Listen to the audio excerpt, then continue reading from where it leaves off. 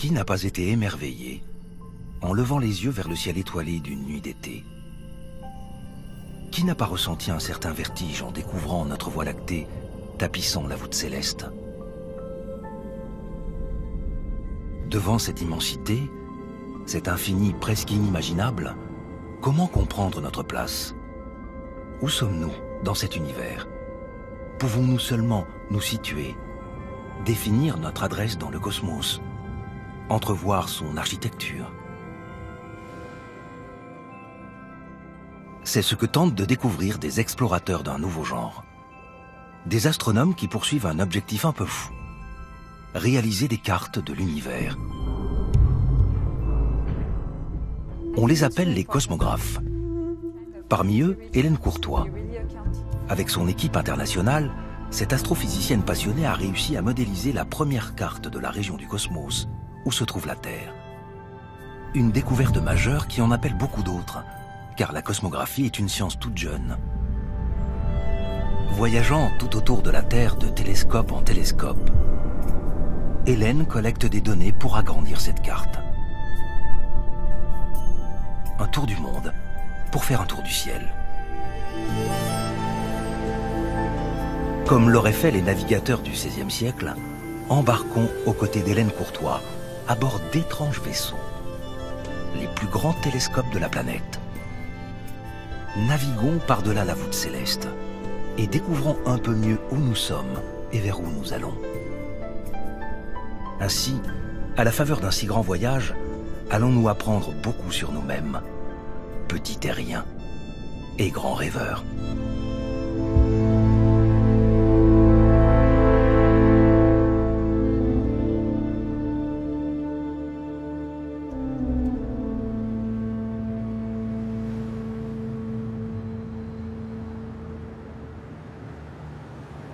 Le port d'attache d'Hélène Courtois est en France, à Lyon. Mais c'est dans sa proche banlieue, la cité populaire de Vaux-en-Velin, que nous rencontrons Hélène, apparemment loin du cosmos et de ses galaxies.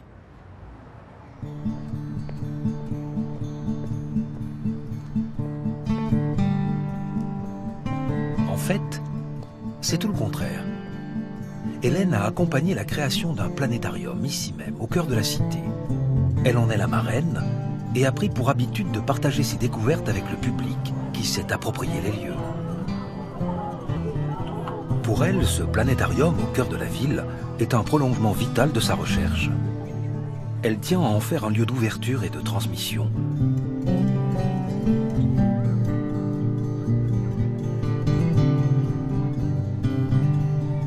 Aussi y présente-t-elle régulièrement son travail, et même comme aujourd'hui, sa dernière découverte. Mon travail, c'est d'étudier les mouvements des galaxies. Là, on les voit, elles volent. C'est ce qu'on appelle les flots cosmiques. Elles sont toutes différentes. Moi, tous les matins, j'ouvre mon ordinateur et je regarde une nouvelle galaxie que personne n'a jamais vue avant moi. Et c'est jamais la même. C'est comme si je vous regardais aujourd'hui, je vous ai jamais vu et chacun d'entre vous est différent. Donc, la découverte que j'ai faite en 2014, elle porte le nom de Laniakea, on va la voir apparaître. C'est l'ensemble de galaxies qui comprend notre galaxie à nous. C'est un petit peu comme si j'avais trouvé sur la carte toutes les frontières du continent sur lequel notre galaxie est posée dans l'univers. Parce qu'en fait, ce qu'on a compris depuis 2014, c'est que les galaxies appartiennent à des sortes de continents. On appelle ça des super-amas. C'est des super groupes de galaxies. Le groupe Laniakea, cet ensemble de galaxies, fait 500 millions d'années-lumière de diamètre. Il contient 1 million de galaxies. Et la Voie lactée est dedans. Donc là, on va faire apparaître un « vous êtes ici ». Donc notre galaxie est ici. Si on laissait dérouler le temps, il est probable qu'elle avance comme ça, sur cette petite rivière, dans la direction du centre de Laniakea. Laniakea, un terme hawaïen qui signifie « horizon céleste immense ». Cette carte de la région où nous sommes dans l'univers est une grande première scientifique. Pour la première fois, nous pouvons donner notre adresse en disant « Nous habitons la Terre » dans le système solaire.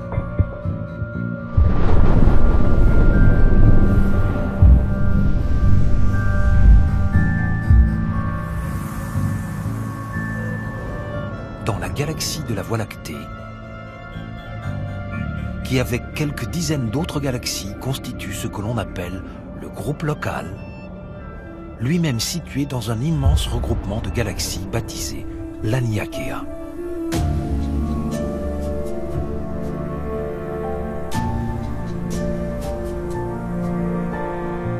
Les travaux d'Hélène la placent dans la continuité des grands explorateurs de notre histoire.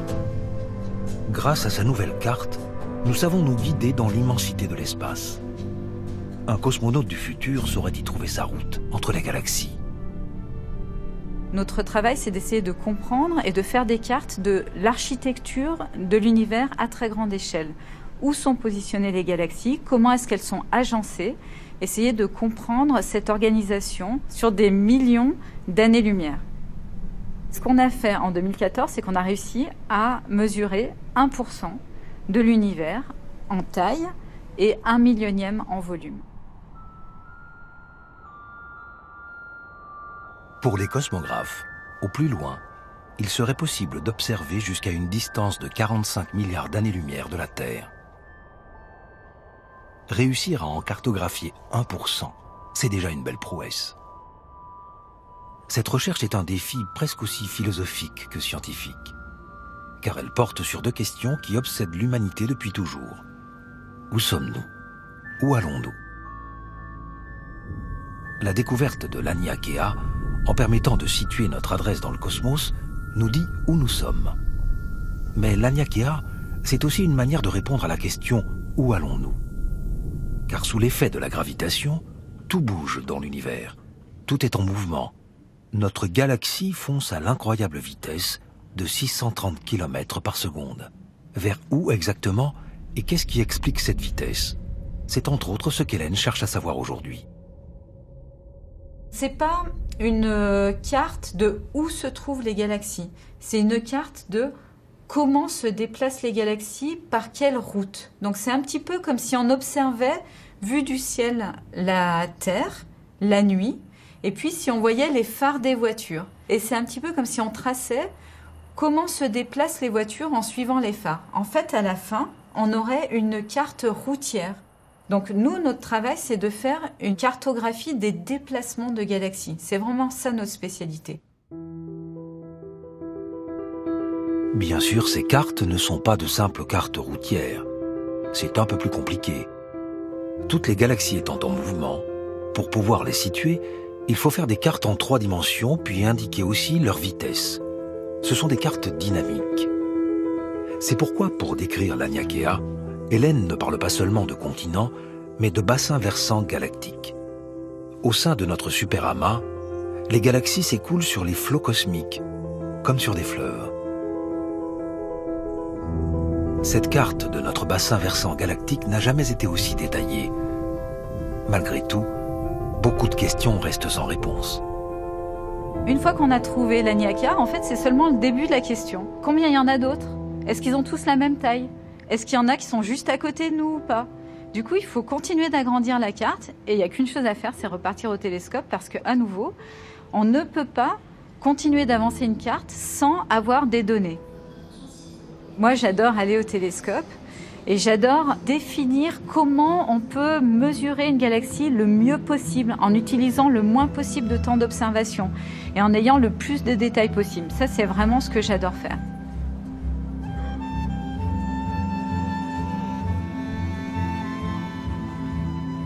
Pour nous, terriens, réaliser une carte du cosmos, c'est comme travailler à un grand puzzle. Les pièces à assembler sont des morceaux de ciel qu'il faut récolter sous différentes latitudes. Pour cette mission Cosmic Flows 3, le tour du monde d'Hélène passera dans l'hémisphère nord par Hawaï et la Virginie occidentale, et dans l'hémisphère sud par l'Afrique du Sud et l'Australie. À chaque étape, un instrument exceptionnel l'attend. Un incroyable vaisseau pour voguer sur les flots célestes.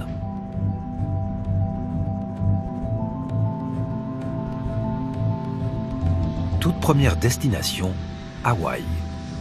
Pour Hélène, c'est la clé. C'est là que le tout premier programme Cosmic Flows a débuté.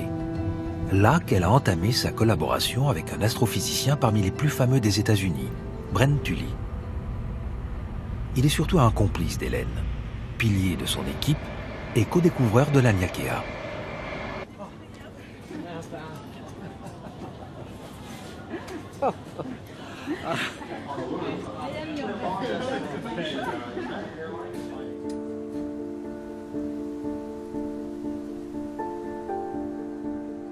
Avant de se mettre au travail, Hélène et Brent tiennent à retrouver Nava'a Napoleon, le professeur hawaïen qui leur a transmis le nom l'Aniakea.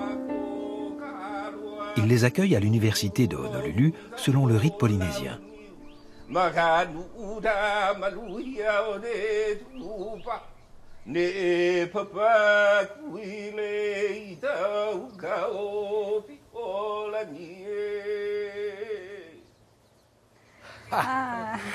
Thank you very much.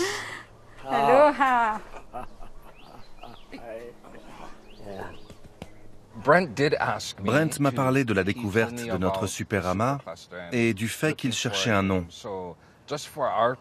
Comme on le fait dans la culture hawaïenne, j'ai jeûné pendant 3 jours et fait des prières pour trouver un nom. L'Aniakea, c'est un nom hawaïen, mais que tout le monde peut prononcer, où que l'on soit sur Terre. Et ça, c'est ce que l'on voulait absolument. Tout à fait. C'est un nom pour la postérité. Et nous espérons qu'il sera encore utilisé dans 500 ans. L'Aniakea, ça se traduit par paradis immense. Notre galaxie se trouve juste ici. Elle est donc à la frontière du super amas que nous avons appelé l'Aniakea et de cette zone que nous sommes en train de cartographier. Mais nous n'en avons pas encore trouvé les frontières. Mais celui-ci, l'Aniakea, c'est notre maison super amas. Quelque chose que j'ai aussi appris au sujet de l'Aniakea, c'est qu'il s'agit d'une île découverte par les Hawaïens. Les navigateurs nous ont expliqué comment ils trouvaient des terres et comment celles-ci sortaient des océans. Pendant qu'ils naviguaient, elles apparaissaient comme si elles sortaient de la mer et ils pouvaient alors les cartographier. C'est comme faire sortir les îles des océans. C'est vraiment ce que les voyageurs font. En général, on cartographie pour savoir où se trouve la nourriture, l'eau potable, les terrains de chasse, ou encore les endroits où l'on peut abriter sa famille. La cartographie, c'est quelque chose que tout le monde, toutes les populations à travers le globe ont en elles.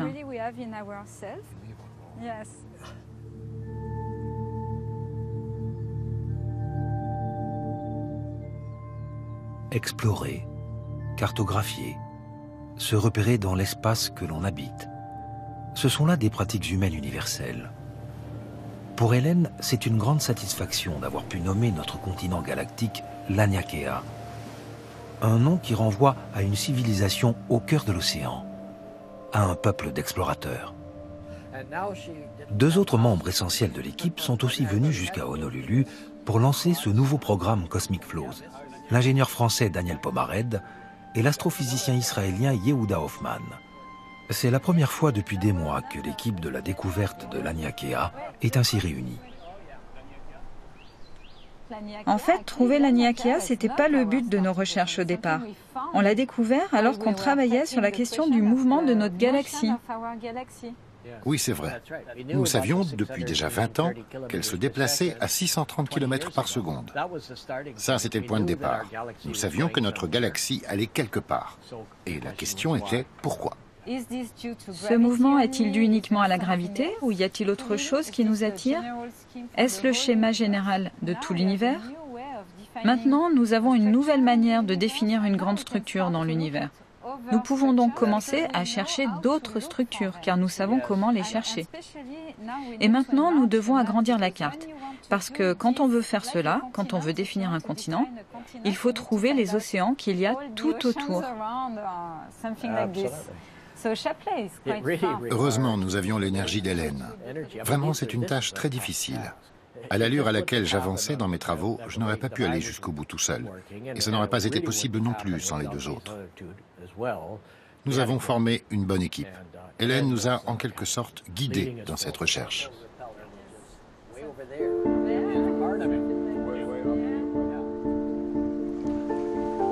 La découverte de l'Aniakea est une page désormais tournée. Hélène et Brent ambitionnent une carte plus vaste, plus détaillée. Pour entamer au plus vite leur nouvelle campagne d'observation, ils partent pour l'île de Big Island, où sont les télescopes, tandis que Daniel et Yehuda restent à Honolulu, où ils travailleront au traitement des données à l'Institut d'astronomie. Dès leur arrivée, Hélène et Brent prennent la route du mont Mauna Kea, au sommet duquel sont installés les télescopes parmi les plus performants au monde.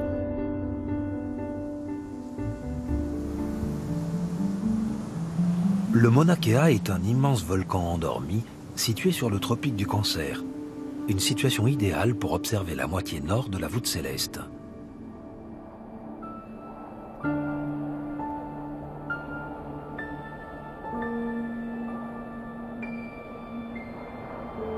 Sur ce site exceptionnel, situé à plus de 4200 mètres au-dessus de l'océan, l'atmosphère est si fine qu'elle permet d'obtenir des images très nettes du cosmos.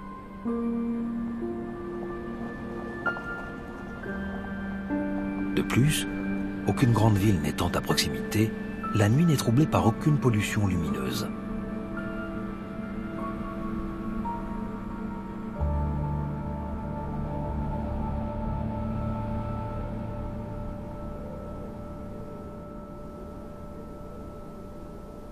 Moi, depuis que je suis enfant, il n'y a quasiment pas un soir où je passe pas devant une fenêtre avant d'aller me coucher pour chercher la lune ou regarder les étoiles. Quasiment tous les soirs, je regarde s'il y a des nuages, s'il y a une planète, s'il y a une étoile, peu importe. C'est comme si je disais au revoir à l'univers, au revoir à ma maison, je vais me coucher et demain tu seras encore là. Et donc en fait, je pense que c'est un sentiment que tout le monde pourrait ressentir, un sentiment de bienveillance peut-être, un sentiment de bien-être plutôt. Mais ce soir, Hélène est loin d'être couchée. Une première longue nuit de travail commence. L'équipe a réussi à obtenir un créneau d'une semaine sur l'un des principaux télescopes optiques du Mauna Kea, le CFHT, le Canada France-Hawaii Telescope. Un instrument fascinant de complexité, de précision, de démesure. C'est bon, c'est une très belle nuit pour l'observation. La qualité de l'image est très bonne. Le seul problème, c'est que dans environ 3 heures, nous allons avoir des nuages. Oui, ils arrivent par ce côté-là. Bientôt, oui. Mais pour l'instant, tout va bien. C'est tout ce qui compte. Nous avons 4 ou 5 heures devant nous.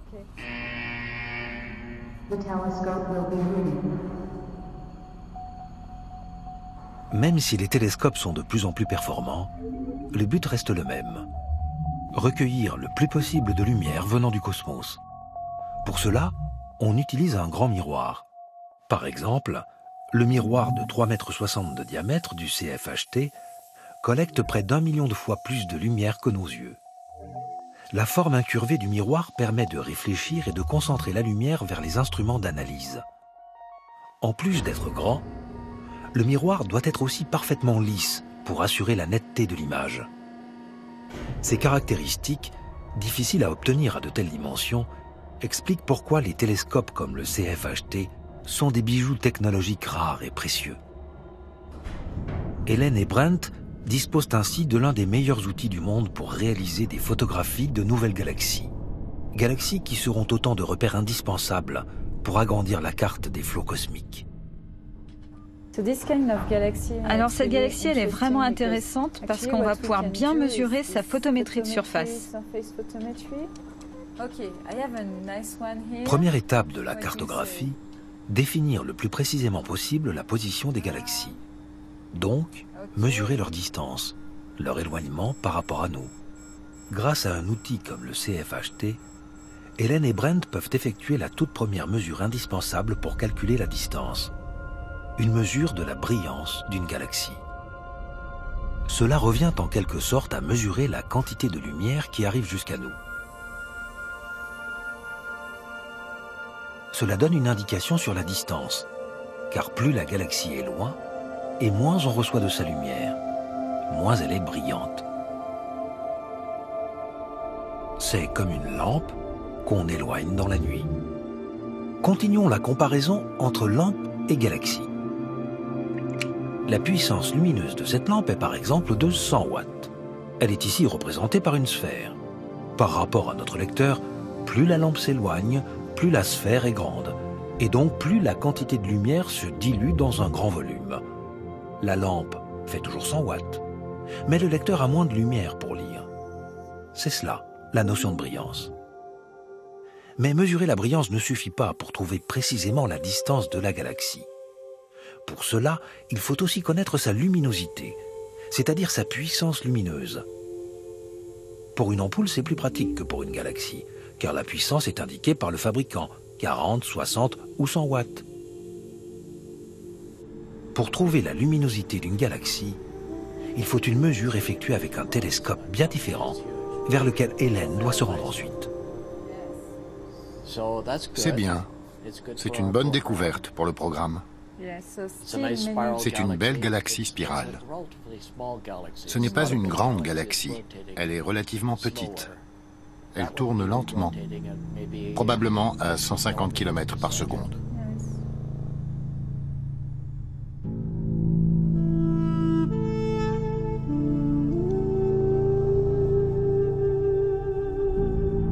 Ces galaxies qui apparaissent sur les écrans d'ordinateur seront de petits points lumineux sur la nouvelle carte.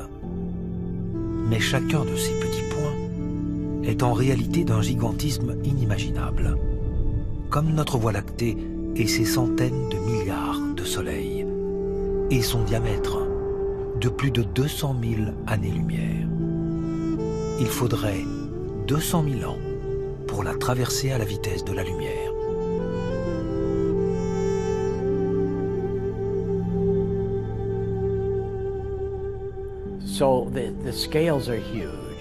Les échelles sont énormes. Il s'agit de milliards d'années et de centaines de millions d'années-lumière de distance. Des échelles aussi grandes sont vraiment très difficiles à appréhender. Mais l'essentiel est de savoir que tout est en mouvement. Notre planète et notre système solaire n'existent que depuis 4,5 milliards d'années. Et depuis sa formation, le système solaire a tourné 17 fois autour du centre de notre galaxie. Il y a des étoiles qui naissent, d'autres qui meurent, des supernovas qui explosent. L'univers évolue en permanence. Et pendant ce temps, notre galaxie est comme entraînée par ce flot, à une vitesse de 630 km par seconde. Nous sommes donc en mouvement, vers une certaine direction et à toute vitesse. Il y a vraiment une dynamique impressionnante dans l'univers.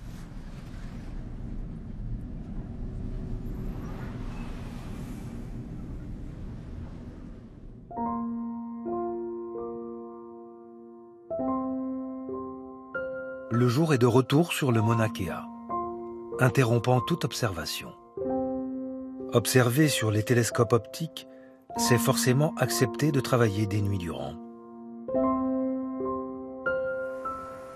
Avec sa masse imposante battue par les vents, on imagine sans mal que le Mauna Kea soit hautement vénéré par les Hawaïens.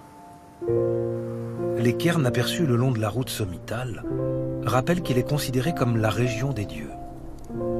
Les 5 volcans de l'île sont des montagnes sacrées. Le Mauna Kea est le plus haut des 5. Pour les Hawaïens, c'est là que les divinités du ciel et de la terre se sont rencontrées pour donner naissance aux îles de l'archipel.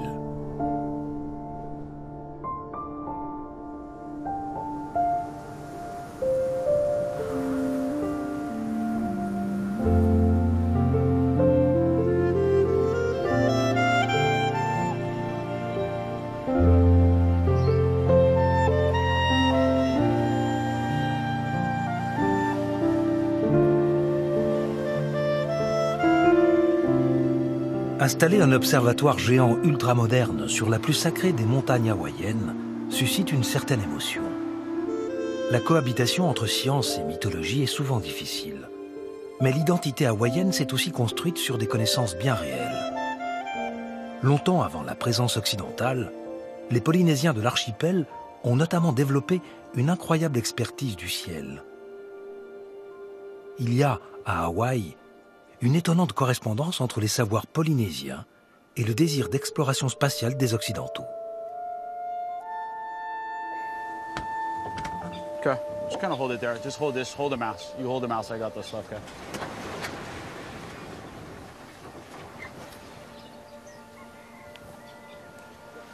Okay, 1, 2, 3. Est-ce sa fibre d'exploratrice?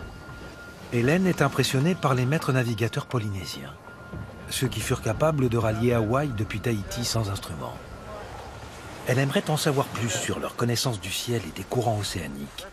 Elle profite des quelques heures avant sa prochaine nuit d'observation pour aller à la rencontre d'un héritier de ces navigateurs, le skipper Nakoa Préjean. Lorsqu'on commence, il faut apprendre à positionner sa main d'une certaine façon afin de pouvoir la calibrer pour mesurer certains angles.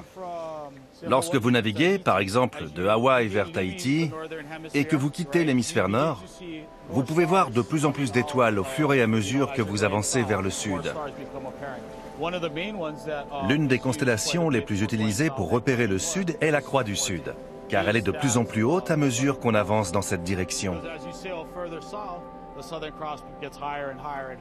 Et en connaissant la distance qui sépare le haut du bas de la constellation, qui est de 6 degrés, on peut s'en servir pour bien positionner sa main et l'utiliser comme repère de cette façon.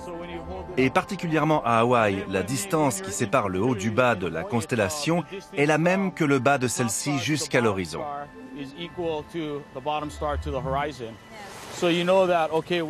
Ainsi, vous savez qu'à un certain point, vous êtes arrivé au niveau de la latitude d'Hawaï et qu'il faut virer à l'ouest ou à l'est.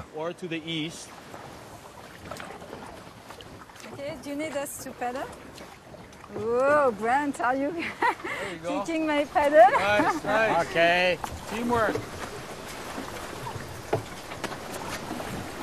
Oh, there we go. There we Yeah, go. good. That was all the paddling we needed. Yeah.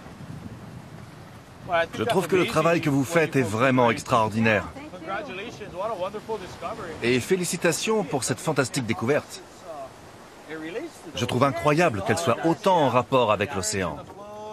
yeah. That watershed. Les métaphores des courants et des bassins versants me permettent de mieux comprendre vos découvertes. Yes. Ce qui est vraiment passionnant quand on discute avec des navigateurs polynésiens, c'est qu'on sent cette même relation avec le ciel. C'est-à-dire que par l'observation, ils peuvent parcourir, explorer les océans. Et nous, par l'observation du ciel, on peut explorer l'univers.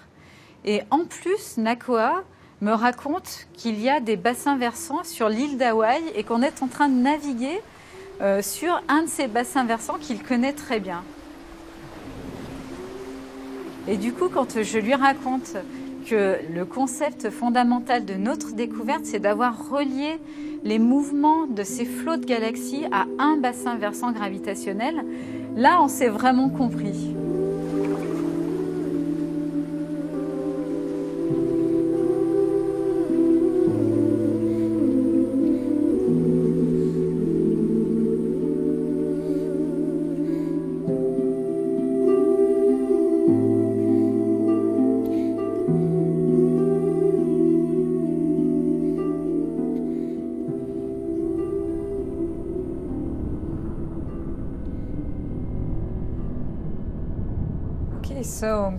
Alors Brent, voici la fiche de repérage. Quelle galaxie on observe maintenant? Nous allons sur PGC 31995. Je pense que c'est la suivante. Ok Marie-Bess, peux-tu orienter le télescope s'il te plaît?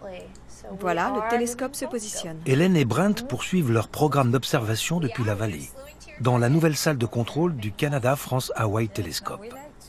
Mary Bess Laishak, une astronome américaine, est leur opératrice. Le programme est chargé. Plusieurs centaines de nouvelles galaxies à mesurer en seulement une semaine. Où on en est avec la couche nuageuse? Les conditions météo sont bonnes. Il y a un peu de vent, mais nous pourrons monter les boucliers quand nous aurons débuté les observations. Ça y est, l'intégration a commencé.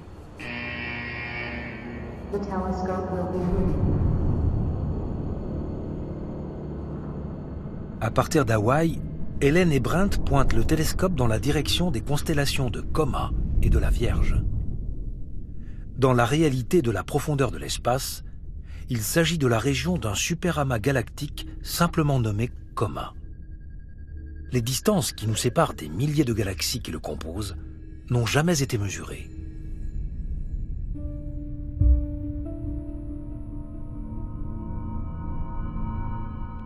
Sur les écrans, Hélène voit apparaître de nouvelles images de galaxies, d'une netteté inédite.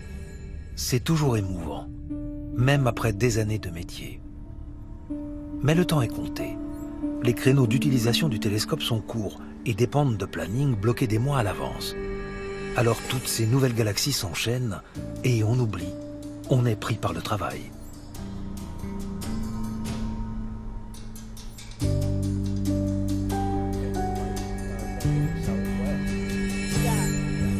La semaine se déroule au rythme de cette vie nocturne et de quelques heures à profiter du jour pour essayer de garder la forme ou commencer à analyser toutes les données de la nuit avant que ne tombe la prochaine.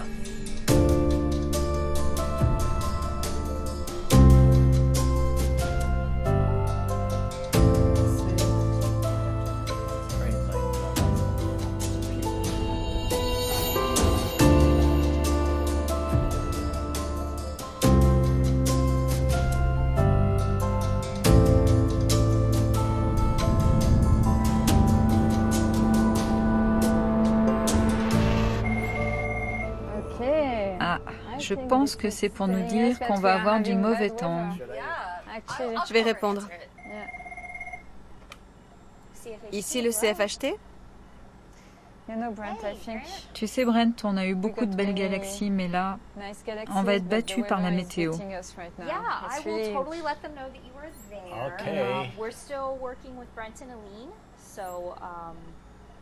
je crois qu'on va s'arrêter là pour cette nuit.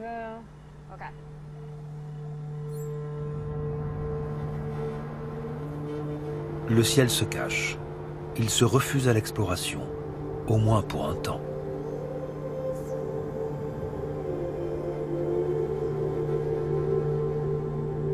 Hélène se console en partageant avec Brent leurs premiers résultats sur le superamas de Coma. La toute première nouvelle pièce du puzzle. Mais ici, à Hawaï, ils n'ont pu mesurer que les brillances.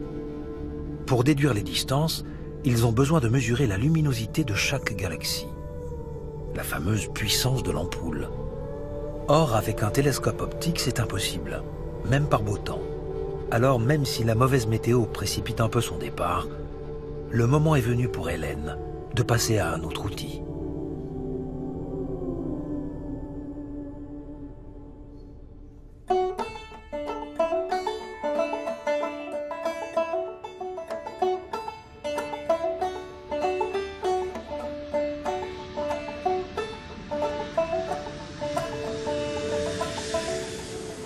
Après les volcans d'Hawaï, Hélène rejoint une région bien différente des États-Unis.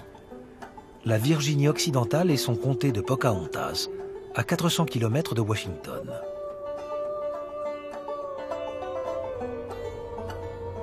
L'Amérique frénétique est bien loin. Un pays forestier, agricole, se déploie. Les maisons de bois des petits villages. Et le calme des collines.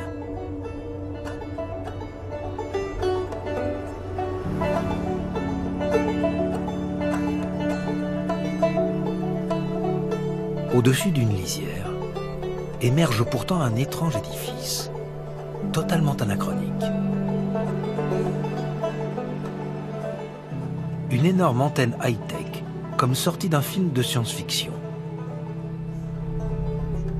Il s'agit de la parabole du GBT, le Green Bank Telescope. Ce géant de métal domine le paysage du comté, avec son assiette démesurée de 110 mètres de diamètre tournée vers le ciel.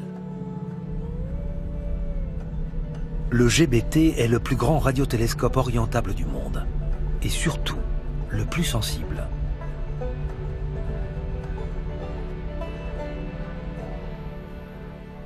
Mais cette sensibilité impose d'importantes contraintes pour notre mode de vie occidental. À y regarder de plus près, On a parfois l'impression qu'ici, le temps s'est arrêté dans les années 1950. Que des vieux diesels. Les voitures avec des bougies qui font des arcs électriques sont bannies. Peu de lignes électriques ou de constructions modernes. Pas de Wi-Fi, pas de téléphone portable, pas de four micro-ondes, ni même de postes radio sur des kilomètres autour de l'antenne. Vivre en voisin du GBT, c'est faire vœu de silence, radio.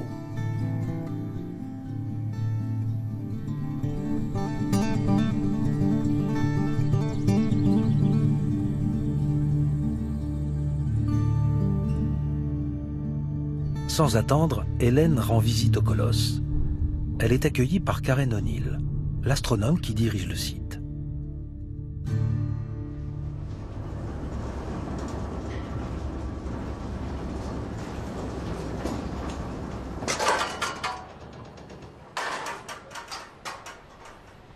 Consciente de l'allure étrange de son télescope, Karen aime le comparer au télescope optique, des cousins plus proches qu'il n'y paraît.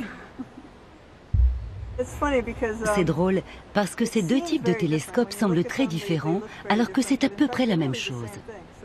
Avec un télescope optique, on peut observer des photons qui ont une énergie dont la longueur d'onde est très courte, alors qu'un radiotélescope permet d'observer des ondes dont la fréquence est bien plus longue.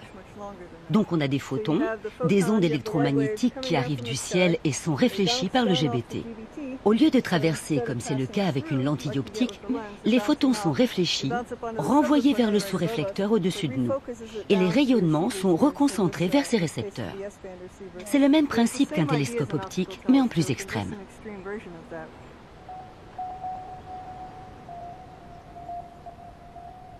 Comme l'explique Karen, le principe d'un radiotélescope est au fond le même que celui d'un télescope optique. Lui aussi, il capte de la lumière avec un grand miroir. Mais le miroir ici est différent, car le miroir d'un télescope dépend avant tout du type de lumière qu'il doit recueillir. En effet, la lumière se propage selon différentes longueurs d'onde. La longueur d'onde, c'est la distance entre les crêtes de deux vagues successives de l'onde. Les longueurs d'onde visibles par nos yeux, par exemple, sont très petites, inférieures au millionième de mètre. Le GBT observe lui des longueurs d'onde bien plus grandes, de l'ordre du centimètre, qui, elles, sont invisibles pour nos yeux. Cela veut dire que cette parabole de 110 mètres de diamètre doit être ajustée à quelques centaines de microns près, soit l'épaisseur de quelques cheveux humains. Et cela est possible avec le GBT car il y a des moteurs installés au coin de chaque panneau. Ainsi, lorsque l'acier change de forme à cause des variations de température, nous pouvons redonner sa forme adéquate à la surface collectrice en temps réel. C'est ce qui nous permet d'observer des ondes extrêmement courtes avec une aussi grande parabole. Et ce qu'il y a de bien avec les radiotélescopes, c'est que l'on peut observer les galaxies aussi bien de jour que de nuit. Oui, c'est ce qui rend la radioastronomie fantastique. On peut observer 24 heures sur 24. Cela accroît la quantité de travail scientifique que nous pouvons réaliser, car nous ne sommes pas du tout dérangés par la lumière du soleil. Aussi performant soit-il, le GBT semble pourtant en sursis. La fondation qui finance le télescope a été priée par l'administration américaine de préparer sa fermeture. Trop coûteux. Une annonce qui a déclenché un tollé dans la communauté scientifique.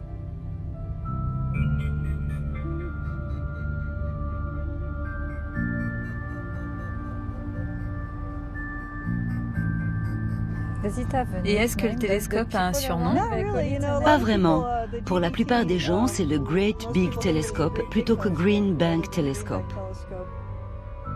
J'ai entendu dire que pour certains, GBT signifiait la grande belle chose. Oui, le Great Big Thing.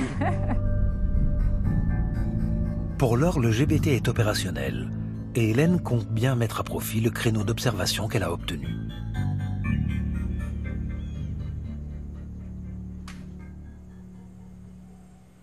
Vous pouvez changer les scripts, s'il vous plaît? Oui. 8C010? Oui, c'est ça. Ok. Le script est chargé et le télescope s'oriente vers la source. Ok, merci. Dites-moi quand nous sommes sur la cible et quand nous pouvons lancer le temps de pause. D'ici une seconde. Voilà, le télescope est sur la cible. Voyons si nous avons déjà des données. Ça y est, elle commence à arriver.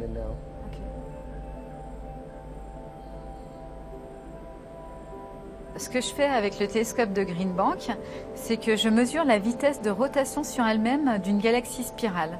Alors je suis obligée de faire une galaxie à la fois. Donc je pointe une galaxie que je connais déjà, que j'ai déjà repérée par exemple à Hawaï en prenant sa photo, qui m'apparaît être une bonne galaxie spirale, légèrement inclinée, sans voisine. Donc il y a toute une série de critères pour que ce soit une bonne galaxie pour moi. Et à ce moment-là, je la pointe avec le télescope de Green Bank et j'essaye de mesurer la vitesse de rotation des nuages de gaz d'hydrogène dans cette galaxie. Les nuages d'hydrogène, très abondants à la périphérie des galaxies spirales, intéressent Hélène car ils permettent de mesurer la luminosité de ces galaxies, la fameuse puissance de l'ampoule. Car ces nuages de gaz émettent une onde qui varie avec la rotation de la galaxie. Un radiotélescope comme le GBT est si sensible qu'il permet de mesurer ces variations. Les cosmographes en déduisent la vitesse à laquelle tourne la galaxie. Or, les galaxies qui tournent vite sont les galaxies les plus riches en étoiles, donc celles qui ont la plus grande luminosité. Ainsi, en mesurant la vitesse de rotation d'une galaxie avec le GBT, Hélène peut connaître sa luminosité propre. En comparant cette luminosité à la brillance obtenue à Hawaï, Hélène peut enfin déduire la distance qui nous sépare de la galaxie. Première clé de ces cartes dynamiques. Pourriez-vous pointer sur la galaxie PGC 499 ?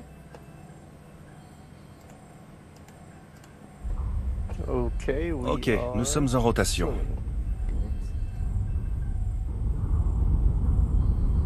Quel est le taux d'humidité pour le moment ?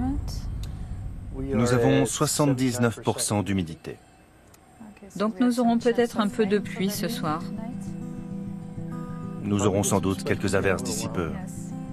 Mais c'est vraiment pas grave parce que je peux continuer à observer même s'il pleut. La parabole est en L pour les fréquences courtes. Nous verrons sans problème à travers les nuages. C'est ce que j'adore avec le GBT. On peut observer en plein jour, et même s'il pleut ou s'il y a 1 mètre de neige sur le télescope, ça n'a aucune importance. On peut continuer à observer les galaxies.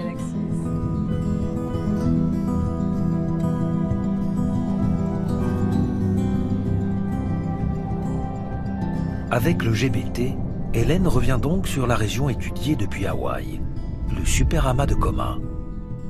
Mais depuis Green Bank, elle est aussi idéalement positionnée pour explorer vers la constellation de Persée et celle des Poissons. C'est dans cette direction que se trouve justement l'immense superamas dit de Persée-Poisson. Beaucoup plus massif que Coma, il est un proche voisin de l'Aniakea, si proche qu'il influence sans doute la vitesse de notre galaxie au sein de l'Aniakea. Seule façon de le savoir, le cartographier, essayer d'évaluer sa masse le plus précisément possible. Mais c'est un travail de titan. Les ordinateurs du Green Bank Telescope enregistrent des heures durant des flots de mesures qu'Hélène doit commencer à trier pour ne pas s'y noyer dès que les sessions se terminent.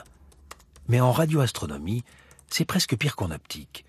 Les observations ne s'arrêtent pas avec le lever du jour ou une mauvaise météo. Cela pourrait être sans fin.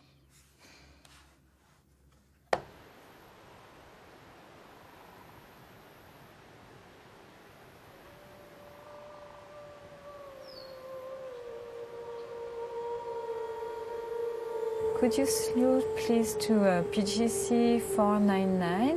Okay, we're slowing to source.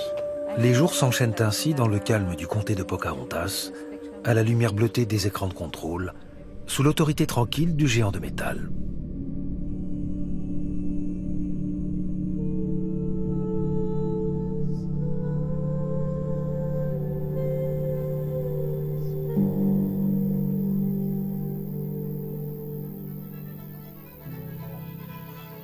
Parfois, un groupe d'amis se retrouve pour la soirée, chez l'un ou chez l'autre.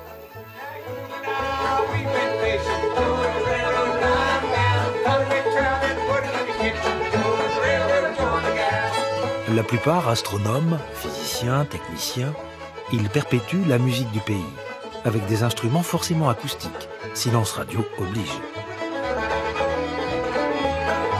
Le voyage dans le temps s'accentue. On se croirait revenu à la fin du 19e siècle.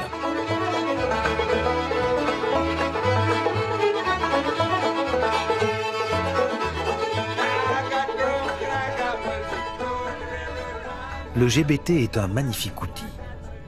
Hélène espère qu'il va continuer à fonctionner encore longtemps.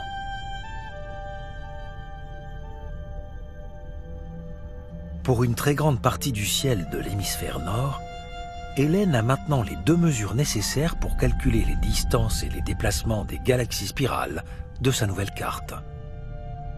Un petit peu de maths, et elle dévoilera de nouveaux horizons.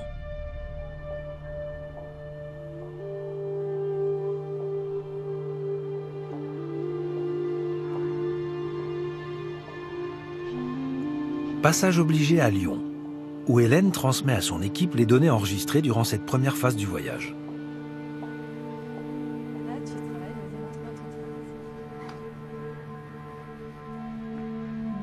Les doctorants, comme Romain, cherchent de nouvelles méthodes pour affiner les résultats, dépasser les limites de l'ancienne carte. Pour ces jeunes astronomes, c'est une belle opportunité.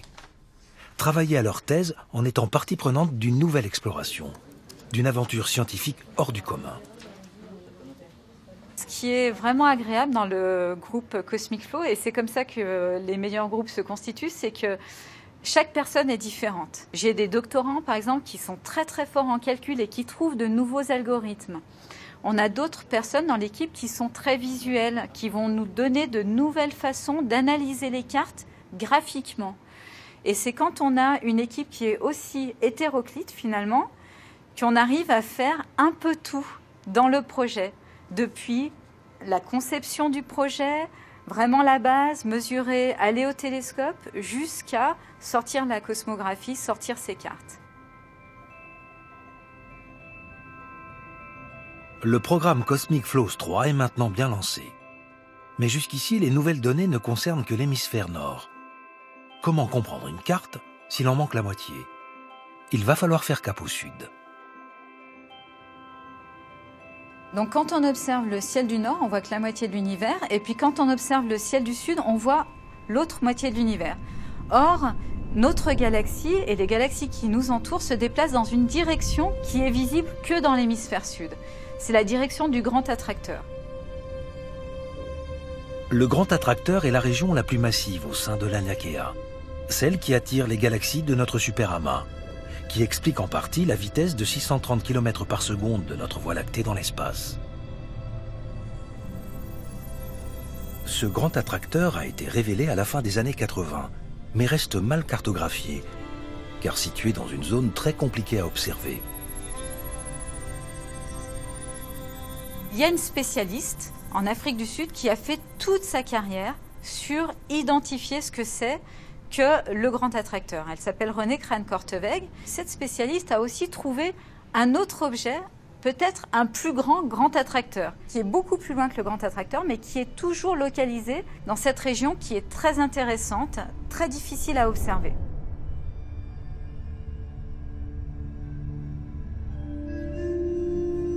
Hélène s'envole pour l'Afrique du Sud à la rencontre de son ami Renée Kraan-Korteweg, cosmographe à l'Université du Cap. L'enjeu est double pour Hélène.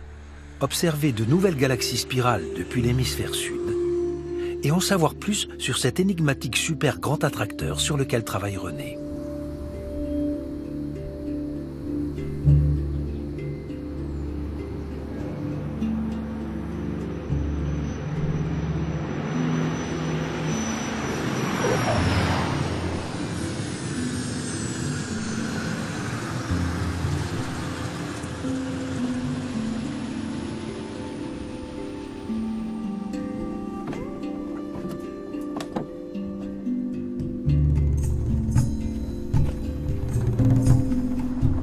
Ici, en plein désert, Au bout de cette piste se trouve peut-être un outil décisif pour la recherche de René.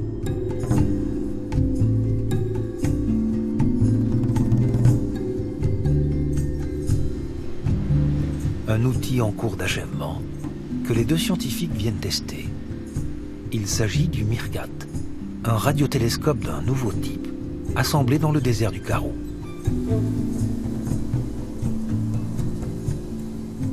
Regarde, on peut voir les antennes là-bas. Elles sont fantastiques.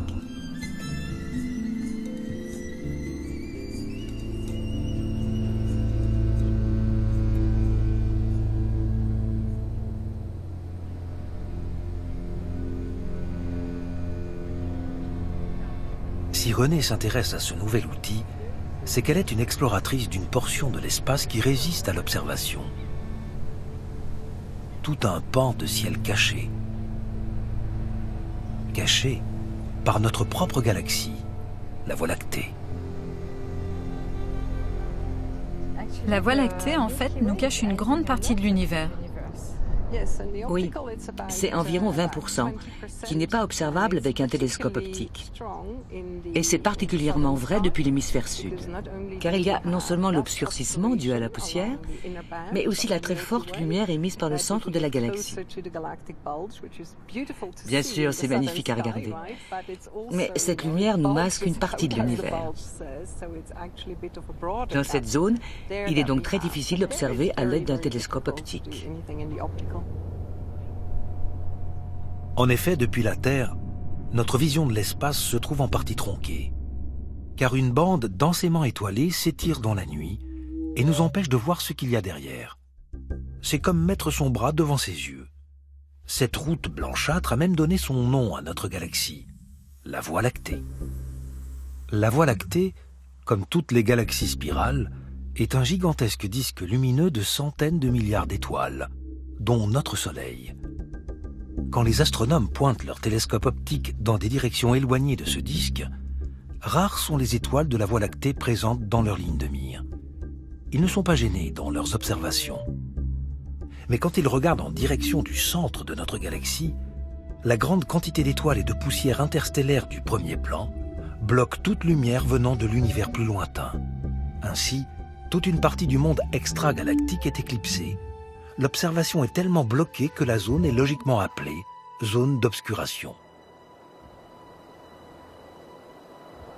Bien avant la création du Meerkat, René a traqué le grand attracteur en utilisant le plus grand télescope optique d'Afrique, le SALT. Un véritable défi, car le grand attracteur est justement masqué par cette zone d'obscuration. Mais son travail de bénédictine l'a conduit à une toute nouvelle découverte. Celle d'une grande concentration de galaxies encore inconnues. Un superamas qui serait situé dans l'axe de la constellation de Vela, bien au-delà du grand attracteur. D'après les données actuelles, il semblerait qu'un superamas commence lentement à se former. On peut voir ces deux grandes parties principales qui sont en train de fusionner, mais le noyau du superamas, hélas, est caché par le centre de la Voie lactée. Nous avons aussi découvert qu'il y a de nombreux amas de galaxies plus petits, mais pas encore très étendus. Je pense qu'ils sont eux aussi en cours de formation. Il s'agit donc, d'après moi, d'un jeune superamas en train de se former. C'est pourquoi il est tellement étendu. Et donc il nous attire. Les calculs de masse que nous avons effectués montrent en effet qu'il peut nous attirer.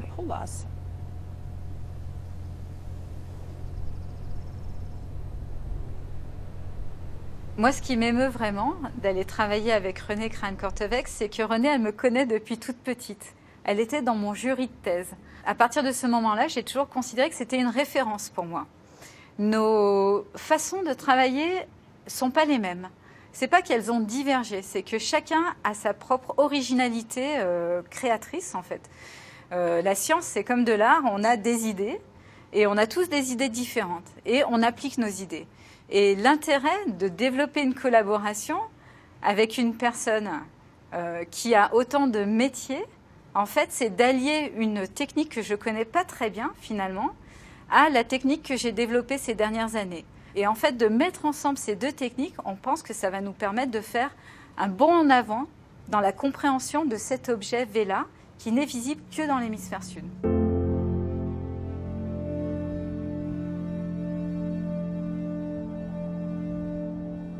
Hélène et René vont donc tester le Meerkat en observant en priorité derrière la constellation de Vela, les voiles du navire Argo. C'est dans cette direction que se trouve le grand attracteur, et surtout cette énigmatique structure que René a tout simplement baptisée Vela. Le super-amas Vela contiendrait des centaines de milliers de galaxies comme la nôtre. D'après les cartes de René, peut-être qu'il serait même l'un des plus grands jamais découverts.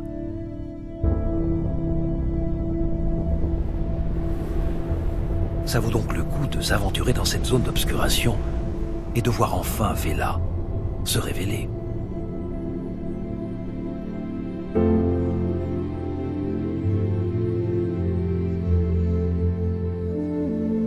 Le Meerkat et ses 64 antennes de 15 mètres chacune est le meilleur candidat pour relever le défi. Car c'est comme un super GBT encore plus précis. La promesse est belle. Et c'est un pays d'Afrique qui la met en œuvre. Donc ces 64 télescopes travaillent en fait comme un seul et même instrument. Ce sera le télescope le plus puissant et le plus sensible du monde jusqu'à l'inauguration du SCA. En particulier pour nos travaux de cartographie des galaxies, d'analyse de leur composition gazeuse et de localisation. C'est un radiotélescope très puissant. Même avec 64 antennes, le Meerkat n'est actuellement qu'un fragment d'un programme plus vaste encore. Un futur programme appelé SKA, ou Square Kilometer Array. Dans quelques années, on pourra même utiliser ce type de radiotélescope multi-antennes simultanément depuis des continents différents. Depuis l'Afrique du Sud, l'Australie, l'Europe. Le SKA multicontinental sera le plus grand télescope jamais construit. Un outil à l'échelle de la planète. La mise au point du Meerkat se poursuit, mais pour Hélène et René, les tests sont terminés.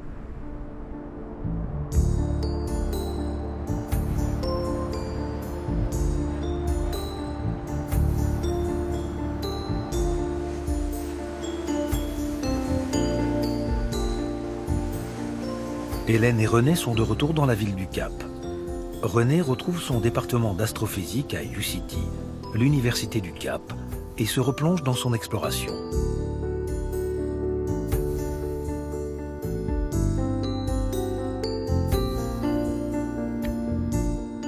Mais explorer dans la zone d'obscuration, c'est un peu comme chercher des repères sur un océan inconnu.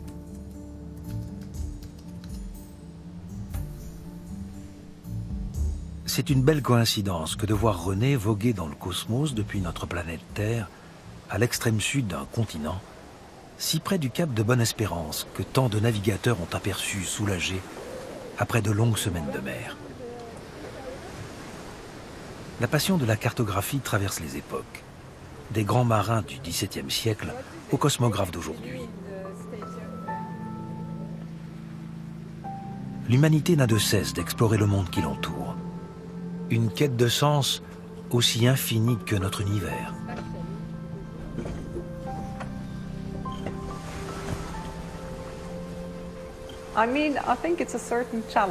C'est toujours un défi, dans le sens où nous sommes des scientifiques et des chercheurs.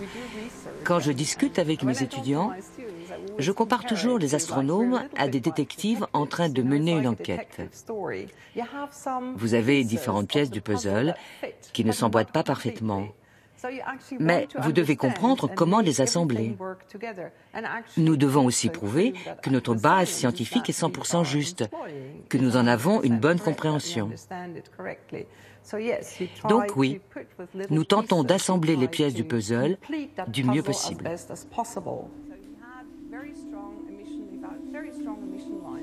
Tout comme Hélène à l'Université de Lyon, René tient à transmettre son expérience de détective du cosmos, à communiquer aux étudiants sa soif de découverte.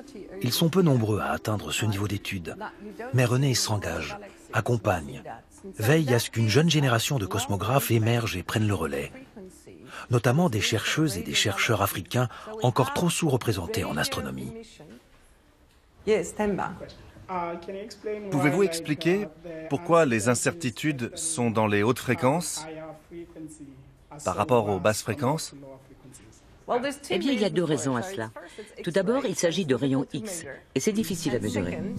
Et la seconde, c'est que, comme vous pouvez voir, le flux est extrêmement bas. Pour transmettre sa passion pour l'exploration du cosmos et espérer accueillir davantage de Noirs africains au sein de l'université, René développe des partenariats avec des écoles primaires ou des centres culturels dans les townships du Cap.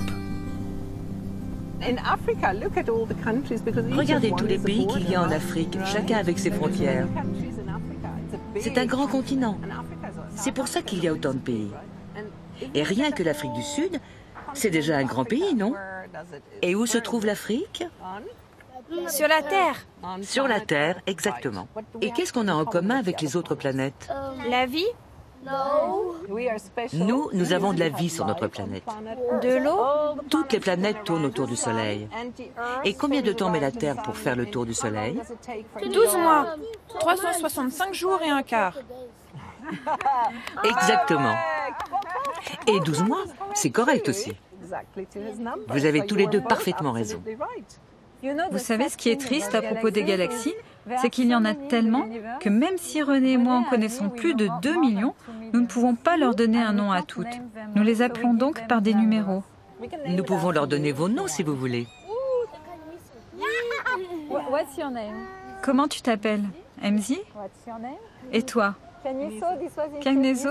Alors celle-ci, ça sera celle de Cagnezo, ok. Et toi? Lukona, celle-ci, c'est la tienne. Voilà ce que nous faisons, nous, les astronomes. Nous regardons l'univers avec ces gros appareils photo qu'on appelle des télescopes. Au contact des enfants, en France comme ailleurs, Hélène vit une part essentielle de son métier. Pour elle, transmettre sa passion, partager ses connaissances est une évidence quand on a la chance d'être cosmographe, le privilège de travailler avec de tels outils tout autour du monde et de nouer de belles collaborations comme avec René.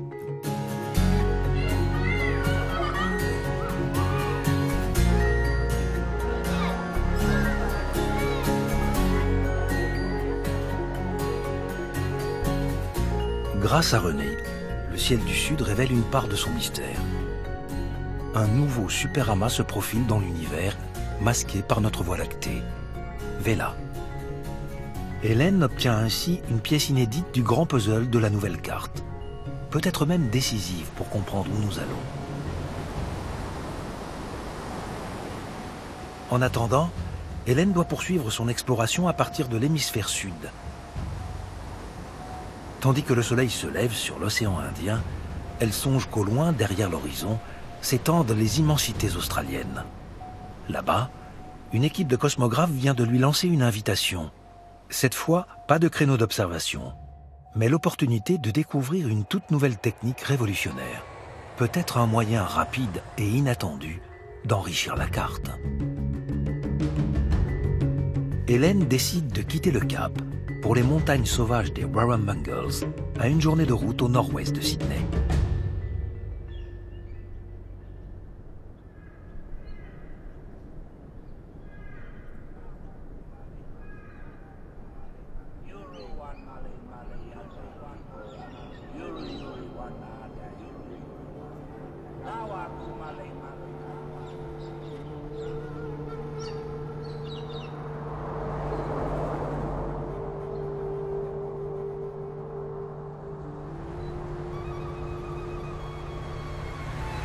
L'Australie a les dimensions d'un continent, une île-continent qui dégage une étrangeté. On est bien sur Terre, mais on est déjà un peu ailleurs. Les plantes, la forme des montagnes, les animaux, tout est suffisamment différent pour que l'on perde ses repères.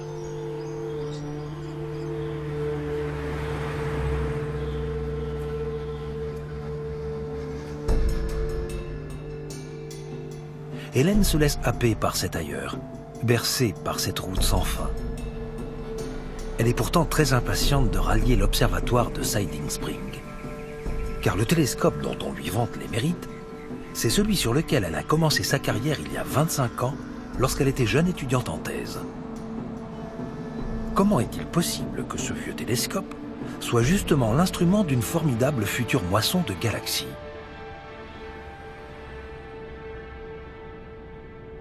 Même en roulant durant toute une journée, le site n'est atteint qu'au coucher du soleil.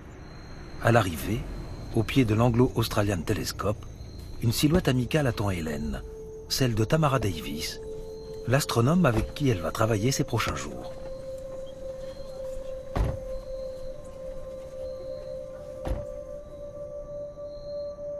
Comme toujours, les observatoires sont synonymes de lieux magiques. Siding Spring est un îlot dédié à l'astronomie, au milieu d'un océan de nature sauvage. Une montagne parsemée de 60 télescopes, principalement optiques, mais de différentes générations, de différentes tailles et technologies.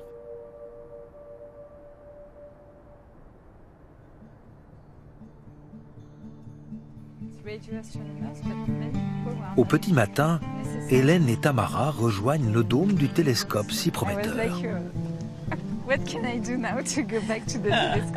Tamara Davis est professeure d'astrophysique à l'université du Queensland. Elle collabore à la mise au point d'un système nommé d'après un redoutable serpent australien, le taipan. Alors à quoi peut bien ressembler ce serpent astronomique qui pourrait donner un coup d'accélérateur au programme Cosmic Flows? Nous voici au télescope Hugh Schmidt. Nous allons pouvoir observer le taipan en action. Tamara entraîne directement Hélène devant l'ouverture du Hugh Schmidt Telescope, un télescope vintage des années 70 qui s'offre une nouvelle jeunesse en accueillant le taipan. De là-haut, elle pourra jeter un premier coup d'œil au prototype. Et voilà. Waouh, super. Joli, non?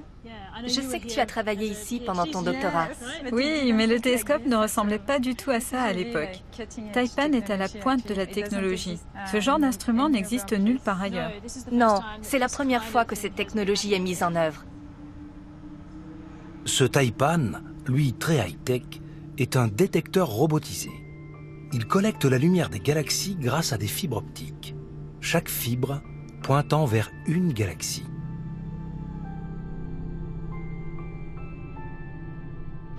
On peut aller à l'intérieur pour voir Taipan de près? Oui, bien sûr, à l'intérieur. Le taipan repose sur une technique inaugurée par Hélène à l'époque de son doctorat, le multifibre. L'idée initiale est assez simple.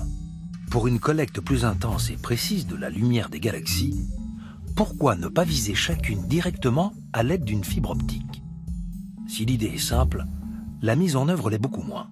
L'un des nombreux problèmes à résoudre, comment placer les fibres aux bons endroits dans le champ de vision, pile dans l'axe précis des galaxies. Et ensuite, quand on bouge le télescope, comment repositionner les fibres sur les galaxies du nouveau champ de vision. Après plus de 2 décennies de tâtonnement, il semble que Taipan apporte une solution presque irréelle. Les starbugs. Grâce aux starbugs, les fibres se repositionneront toutes seules.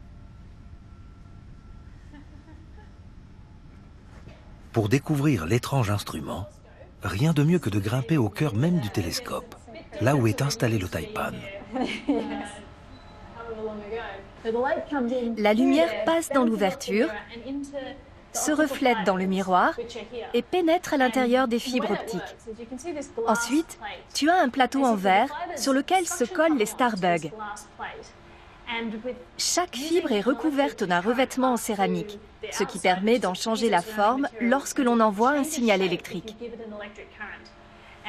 Et nos ingénieurs ont trouvé un moyen pour que ces changements de forme fassent vibrer les fibres optiques sur le plateau afin qu'elles se déplacent là où on veut.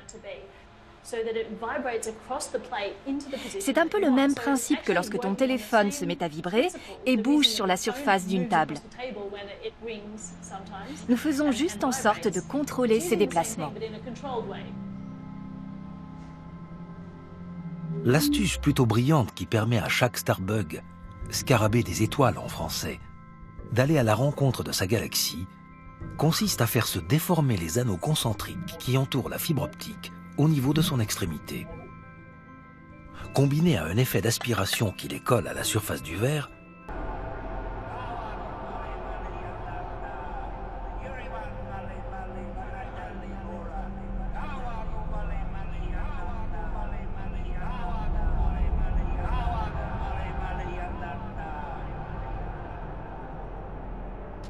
Sur la route du retour, au nord de Sydney, un site témoigne de l'importance du ciel pour les premiers habitants des lieux. Hélène ne veut pas quitter l'Australie sans en savoir plus, notamment sur le lien essentiel entre la Voie lactée et la culture aborigène.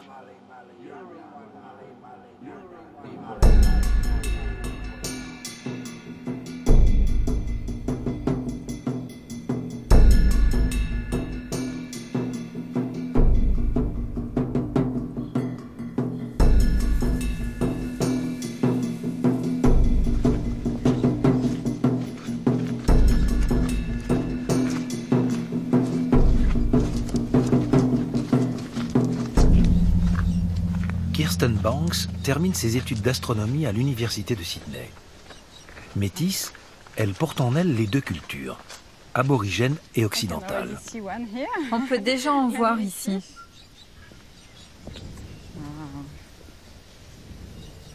C'est l'émeu, qu'est-ce qu'il est grand. Oui, vraiment grand. C'est magnifique.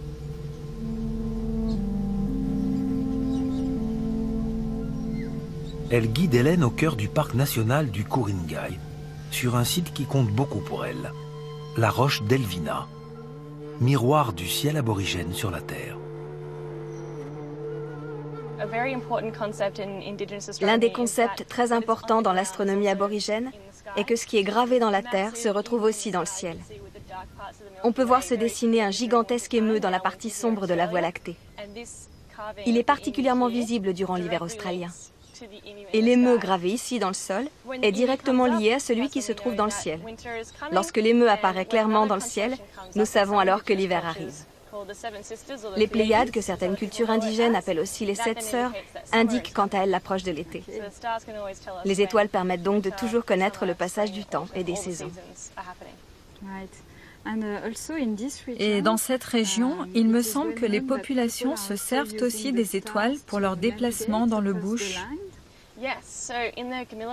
Le peuple Kamilaroi, qui vit juste au nord de cette région, près du Queensland, se repère à l'aide des étoiles qui composent la constellation du Scorpion. Toutes les étoiles de la constellation sont reliées par ce qu'on appelle des songlines, des pistes chantées. Chaque étoile correspond à une étape du voyage. Cela peut être un point d'eau, un arbre particulier ou encore des rochers d'une forme particulière. Et ces chants vous indiqueront au fur et à mesure la suite du chemin à emprunter. Un très bon moyen de mémoriser un chemin et de l'enseigner. Durant l'hiver, lorsque la constellation du Scorpion est bien visible dans le ciel, les Kamilaroi apprennent et mémorisent ces pistes chantées. Ils peuvent ensuite s'en servir pour voyager durant l'été en se les récitant. Dans l'astronomie occidentale, les constellations sont formées par les étoiles les plus brillantes qui sont reliées entre elles. C'est un peu comme les dessins pour enfants où il faut connecter les points entre eux pour faire apparaître une image. Nous ici, nous nous sommes servis des zones les plus sombres de la Voie lactée pour créer l'image du grand émeu. Il existe aussi un kangourou, un crocodile, une raie manta et de nombreuses autres images nées de ces zones obscures de la galaxie. C'est une culture très ancienne. Et qui existe encore aujourd'hui. Nous n'aimons pas utiliser le terme ancien, car nous sommes toujours là, et cette culture est toujours pratiquée. Mais en effet, elle existe depuis plus de 65 000 ans. Sans doute les tout premiers astronomes de cette planète. Tout à fait. Les gens disent que nous sommes les premiers astronomes à avoir existé.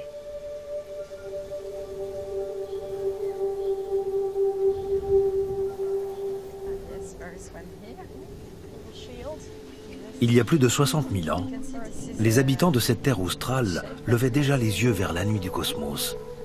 Ils trouvaient des repères utiles dans leur vie, dans leur voyage au travers de leur immense territoire.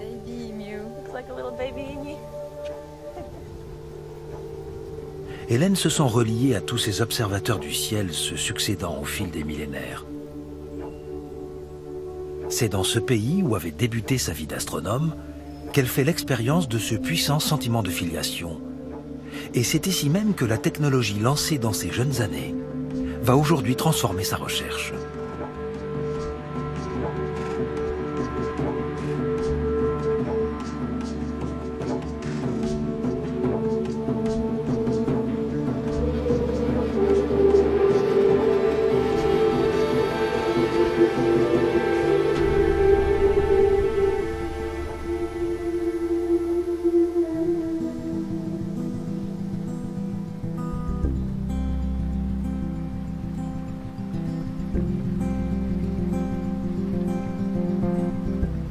Hélène est comme une galaxie sur les flots de l'Aniakea, toujours en mouvement, toujours en quête de réponse. Après une année de navigation à mesurer l'infini, elle retrouve son port d'attache.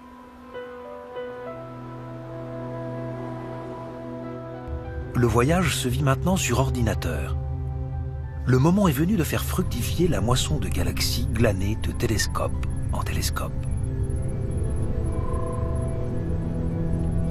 Encore quelques heures et la carte Cosmic Flows 3 va se dessiner sur l'écran. Mais même pour ce fragment d'infini, la cartographie dynamique nécessite des puissances de calcul phénoménales. Romain mobilise presque tout un supercalculateur pour traiter toutes les lignes de flot de galaxies, puis identifier les contours de chacun des bassins versants, Coma, Persée-Poisson, Chapelet.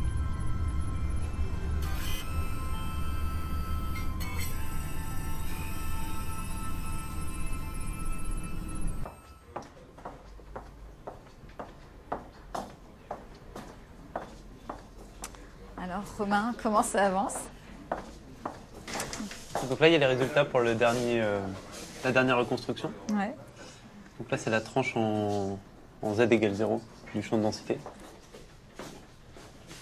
Pour Romain, pour Hélène et toute l'équipe, c'est un moment fort. Tous les doctorants et les chercheurs étrangers de passage veulent voir, veulent vivre ce moment. Si pour un œil profane, la nouvelle carte reste plutôt hermétique, pour les cosmographes, c'est une nouvelle vision de notre région d'univers qui se révèle, plus détaillée, plus poussée que jamais. Et qui permet donc de reconstruire... voilà, et ici, c'est quoi cet amas ici là? Ça, c'est Chapelet. Enfin, on l'appelle comme Chapelet alors qu'il y a plusieurs amas. C'est ce qu'on voit, alors ce qu'il n'y était pas avant. C'est qu'ici, on voit plus de structures.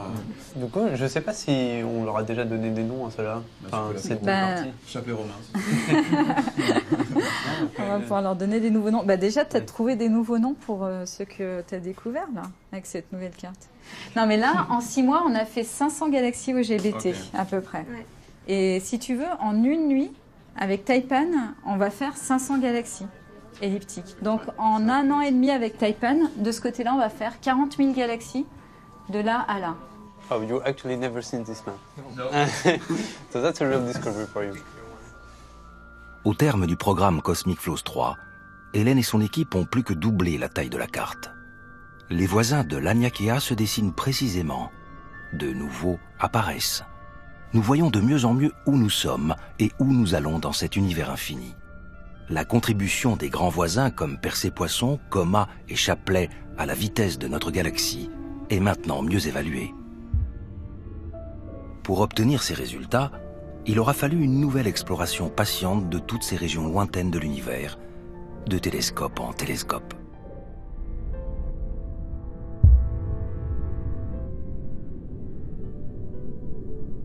Grâce à ces recherches, une représentation des grandes structures de l'univers et de leur évolution commence à prendre forme. Une architecture échafaudée sous l'influence contradictoire de l'expansion et de la gravitation. Donc finalement, ce qui se passe dans l'univers, cette architecture, elle est née sous ces effets contraires. Des galaxies qui ont envie de se rapprocher et de l'expansion qui tend à les éloigner. Donc à certains endroits de l'univers, c'est la gravitation qui gagne, donc des structures se forment. Et à d'autres endroits, c'est l'expansion qui gagne et les structures se diluent. Et donc c'est parce qu'il y a expansion et gravitation qui sont en compétition qu'on voit une architecture dans l'univers. On voit ici des filaments, des superamas, des régions vides de galaxies. Et tout ça, ça s'est créé en 13,8 milliards d'années sous cet effet de compétition entre la gravitation qui ramène les galaxies ensemble et puis l'expansion qui crée ces zones qui se vident de matière. Donc ici, on a un superamas de galaxies qui est nourri par ce filament qui arrive, celui-là ici. Et puis on a des régions vides comme là. Une région vide de galaxies ici, qui est entourée par des filaments en fait.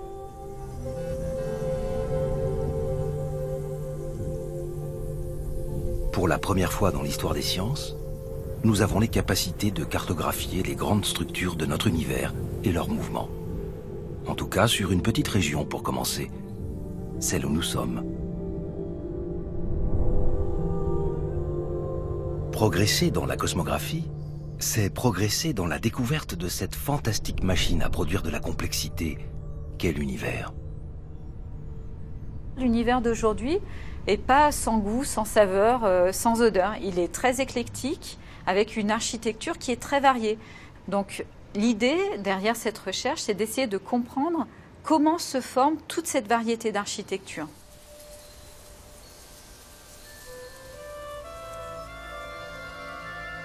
Le sentiment d'être tout petit, que l'univers soit infini, qu'on ait le vertige, que ça soit un peu paniquant, c'est un sentiment qui demande qu'à s'éteindre à partir du moment où on commence à connaître, à prendre conscience de son environnement cosmique. Nous habitons ce cosmos. À mesure que nous l'explorons, il nous paraît plus familier. Nos peurs s'estompent. Nous sentons que nous sommes nous-mêmes issus de son évolution. Hélène Courtois, exploratrice sur les flots célestes, a entrepris un voyage aussi infini que notre univers. Un appel du large cosmique auquel elle ne peut s'empêcher de répondre, entourée de Brent, Karen, René, Tamara et tant d'autres sur la planète. Un voyage qui ne cesse de repousser les limites de l'inconnu, d'agrandir les cartes et l'horizon de nos connaissances. C'est un voyage à la fois humble et audacieux, qui n'a comme conquête que la compréhension de notre monde et le désir de la partager.